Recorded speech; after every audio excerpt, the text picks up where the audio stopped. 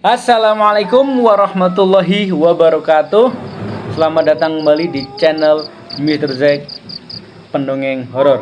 Halo, apa kabar teman-teman sekalian? Semoga kita semua selalu diberkahi oleh Allah dengan rezeki yang luas, kesehatan yang prima, kemudahan dan kebahagiaan hidup dunia dan akhirat. Amin amin ya robbal alamin.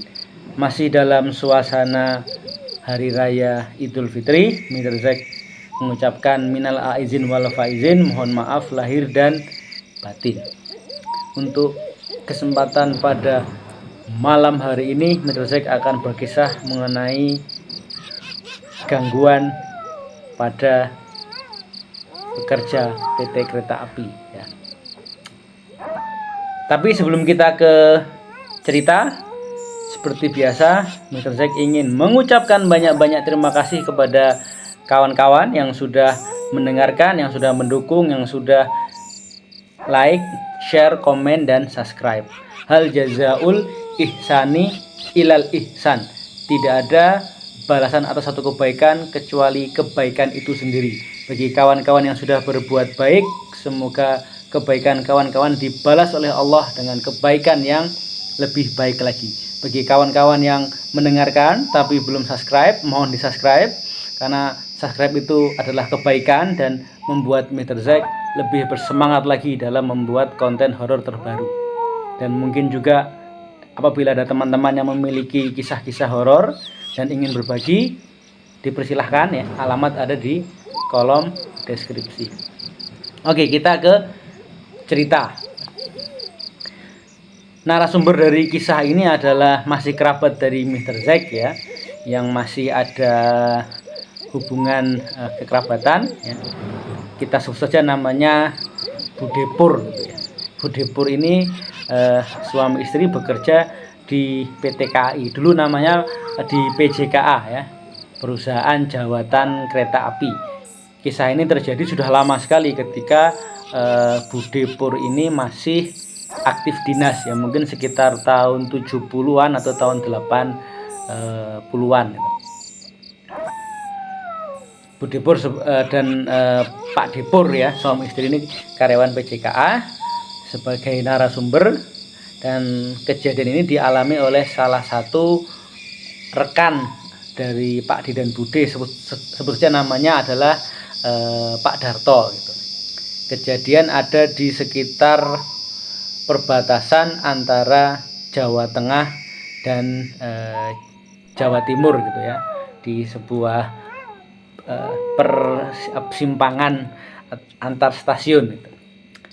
Mungkin teman-teman pernah mendengar istilah ban shower ya. Ban shower itu adalah suatu jabatan di lingkup PT KAI, dulu PJKA, yang memeriksa ya, juru periksa lintasan kereta api ya. Misalkan dari stasiun titik A ke stasiun titik B, itu memeriksa tiap-tiap sambungan rel, kemudian mungkin ada hal-hal yang membahayakan bisa diselesaikan, dan ketika ada bahaya segera memberikan sinyal bahaya gitu ya. Itu jalan kaki ya, jalan kaki menyusuri rel untuk memeriksa tiap-tiap sambungan rel dan apapun yang membahayakan jalur kereta api. Itu bisa dilakukan pada siang hari terang tanah atau bahkan pada malam hari. Nah, Pak Darto ini sebelumnya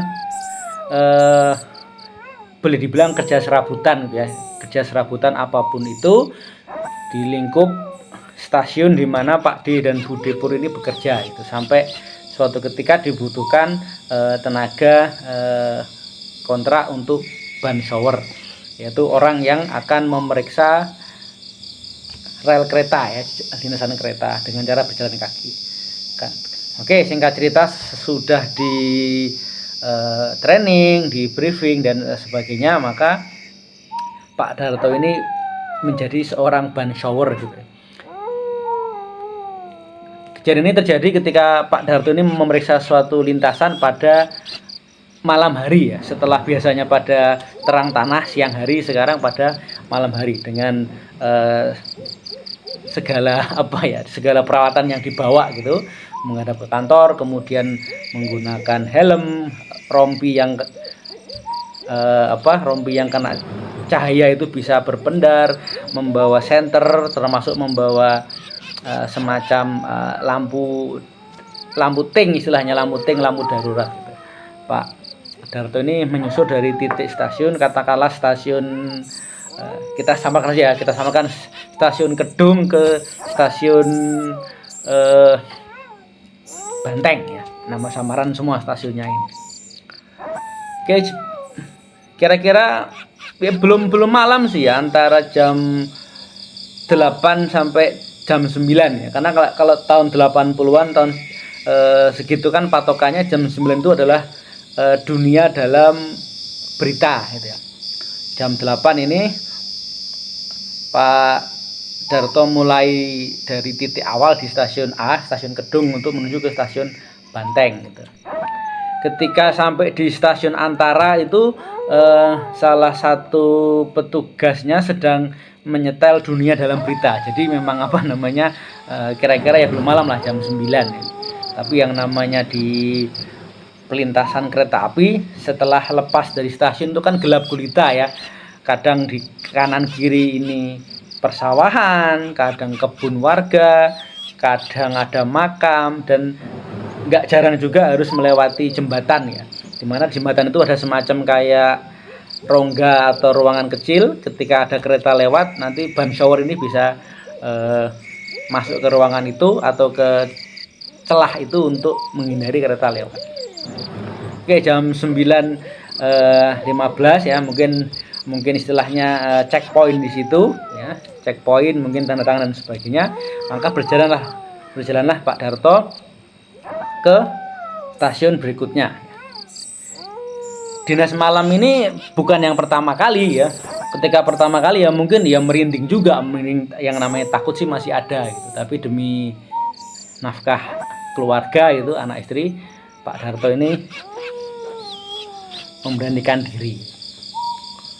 Ketika sampai di suatu lintasan, karena kalau ban shower itu kan kadang sesuai surat dinas ya, kadang harus melintas rel ini atau ke daerah ini, jadi sesuai dengan perintah. Nah, ketika melewati lintasan yang baru Pak Darto harus melewati sebuah jembatan yang sangat lebar. Di bawahnya adalah sungai, karena ada jembatan yang bawahnya jalan raya atau bawahnya kebun, ini bawahnya sungai gitu. Sedang meneliti jembatan, di awal jembatan Pak Darto tuh melihat di depan itu ada seseorang yang berada di tengah jembatan ya. Walaupun gelap, tapi mata orang kan pasti bisa bisa melihat ya, bisa membedakan mana yang gelap, tembus pandang, ada yang gelap, yang ada sesuatu barang atau benda di situ. Ada orang yang berdiri di tengah jembatan ya. Kemudian didekati oleh Pak Darto sambil memeriksa rel. Pak Darto sudah berpikir negatif, ini orang mau bunuh diri. Tiba-tiba terdengar suara suara air gitu ya, seperti benda jatuh. Kemudian ada suara orang yang kesakitan, aduh tolong, aduh biung tolong gitu. Nah, Pak Darto ini segera mengontak stasiun terdekat gitu, mengatakan bahwa ada orang yang bunuh diri di situ. Nah, salah satu petugasnya yang dinas pada malam itu adalah Pak Dipur itu tadi. Oke, singkat cerita, koordinasi dengan para yang berwajib. Ternyata memang ada orang yang bunuh diri dengan cara melompat dari jembatan ke dalam sungai gitu. Mungkin ada, sebelum masuk ke air, mungkin ada benturan dengan kaki jembatan atau apapun. Jadi seperti ada suara benda jatuh dan ada suara orang yang berteriak kesakitan. Oke, malam itu dinas selesai dengan membuat laporan yang memang ada orang yang bunuh diri dengan cara menceburkan diri. Mungkin niatnya dia mau menabrakkan diri, tapi karena ada petugas, orang itu mungkin panik atau gimana ya, melompat ke dalam sungai. Singkat cerita, setelah satu periode dinas malam itu kan pasti ada libur. Nah, ketika mulai dinas malam berikutnya, Pak Darto ini sering mendapat info dari sesama ban shower yang melewati lintasan atau jembatan itu ya, antara stasiun Kedung ke stasiun Banteng ya, nama samaran stasiunnya. Pak Darto, kemarin yang jenengan Anda yang ini ya, yang saksi mata melihat orang yang bunuh diri nyebur itu ya. Ya, gitu. Kenapa Pak? Di situ sering kalau malam sekitar jam setengah 10 itu pasti ada suara seperti benda jatuh ke air, kemudian berteriak gitu, aduh biung, tulung, tulung. Gitu. Hati-hati lewat situ Pak. Nah Pak Darto ini nyangka temennya ini bercanda gitu kan. Memang dia yang saksi mata ya, kemudian lapor ke petugas, ada apa bantuan dari pihak berwajib, dan memang ada orang bunuh diri gitu ya. Diduga orang itu mau menabrakkan diri, tapi karena ada petugas dia lompat. Setelah itu kan Pak Darto libur gitu. Dipikir ini orang mau nakut-nakutin. Nah, kebetulan malam itu dinas malam Pak Darto dapat lintasan yang sama lagi dari stasiun Kedung ke stasiun Banteng. Oke lah ya, bawa helm, kemudian mantel, jas hujan, ada semacam kayak kunci Inggris, lampu senter, lampu ting. Berjalanlah Pak Darto menuju ke titik terakhir dari stasiun Kedung ke stasiun Banteng. Seperti biasa kan ketika lewat stasiun mungkin ada laporan checkpoint ya, tanda tangan dan sebagainya, menuju ke lewat jembatan itu. Ini semacam kayak ada perasaan ya trauma juga melihat ada orang lompat di depannya atau gimana. Pak Darto ini ya baca-baca lah. Begitu lewat jembatan itu, di depan sana di kegelapan malam ada seperti orang yang berdiri di tengah jembatan. Wah, ini dipikir ada dua ini. Ya, Pak Darto berpikir ketika cerita kepada Pak Dipur berpikir adalah ini orang yang mau bunuh diri lagi atau ini penampakan ya. Katanya kan kalau orang bunuh diri itu kan selalu mengulang-ulang perbuatan sakratul mautnya ketika dia bunuh diri. Jangan-jangan ini mau bunuh diri gitu ya. Tapi jangan-jangan juga ini makhluk halus gitu. Wah, deg-degan kan. Tapi karena karena tugas tetap jalanlah Pak Darto. Ketika mendekati gitu ada suara benda jatuh di dalam air dan ada orang teriak-teriak kesakitan minta tolong. Disenterkan ke arah sungai. Ya. Kalau ada orang atau ada benda yang jatuh ke air itu kan pasti airnya menjadi bergelombang atau beriak ya. Pada kejadian pertama ketika ada orang yang benar-benar lompat, ketika disenter oleh Pak Darto memang di air itu terlihat gelombang atau riak-riak dan ada semacam gelombang gitu.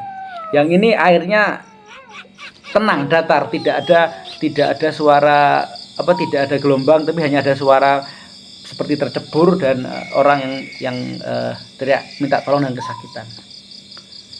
Nah, ketika mengetahui itu adalah penampakan ya, dengan merinding dan dengan memberanikan diri, Pak Darto uluk salam ya, mengucap salam, kemudian baca doa dan bilang dalam bahasa Jawa, ojo ganggu gitu. Saya mencari rezeki. Jalanlah menuju ke stasiun terakhir ya. Ternyata ketika jalan seperti ada yang mengikuti di belakang, seperti ada orang yang mengikuti di belakang. Ketika dilihat ke belakang kok nggak ada orang. Ini orang kan kadang merasa ya kalau kita jalan seperti ada yang mengikuti, kan pasti kerasa gitu ya. Ini kok kayak ada yang mengikuti saya gitu. Pak Darto ngeliat ke belakang, nggak ada. Jalan lagi sampai di suatu tempat yang memang benar-benar di tempat yang benar-benar paling gelap lah. Di situ ada pohon-pohon bambu, ada sawah-sawah. Yang di belakang yang seperti mengikuti tadi tiba-tiba bersuara, Pak tolong saya Pak, Pak tolong saya Pak. Begitu balik belakang, Pak Darto ini melihat ada penampakan, ada orang laki-laki pucat gitu ya, orang laki-laki pucat dengan badan basah kuyup ya, badan basah kuyup, walaupun malam tapi masih kelihatan jelas ya, kulitnya si makhluk itu seperti hijau hijau pucat gitu, hijau pucat dengan muka yang boleh dibilang keriput seperti terendam air yang sangat lama, dengan pelipis yang seperti luka yang mungkin ketika nyemplung menghantam kaki jembatan atau gimana. Pak, tolong saya Pak. Maka Pak Darto begitu melihat penampakan itu ya, langsung berpikir terkonek itu orang yang penampakan orang yang sekian hari yang lalu bunuh diri dengan cara nyemplung ke bawah jembatan ya. Memang badannya putih keriput seperti orang yang lama berendam di air gitu, putih keriput, hijau putih, kemudian sini ada bekas luka. Pak Darto dengan segenap kekuatannya itu sudah lemas katanya, lemas sudah seperti tulang-tulang, otot-otot sudah lemas gitu, lari gitu, melarikan diri ke stasiun yang terdekat ya, dimana di situ ada kerabat dari Mr. Zack yang sedang dinas malam juga ya, sesama pegawai PJKA. Kemudian ditolongi, ya semacam dibuatkan minum dan ditolongi. Kemudian Pak Darto bercerita bahwa ada penampakan seperti orang yang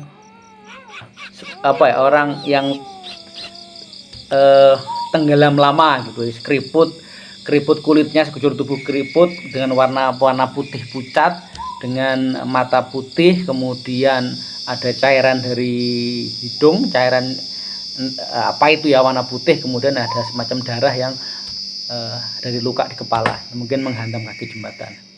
Pak Darto terampun-ampun di situ ya oleh kerabat Mr. Zack ya, oleh Pak Depur ini diberikan semacam penguatan ya, dibikinkan minum, kemudian ya sudahlah, itu resiko pekerjaan, mari kita doakan sesuai agama masing-masing ya, semoga diberikan yang terbaik oleh Yang Maha Kuasa. Wallahu a'lam bishawab.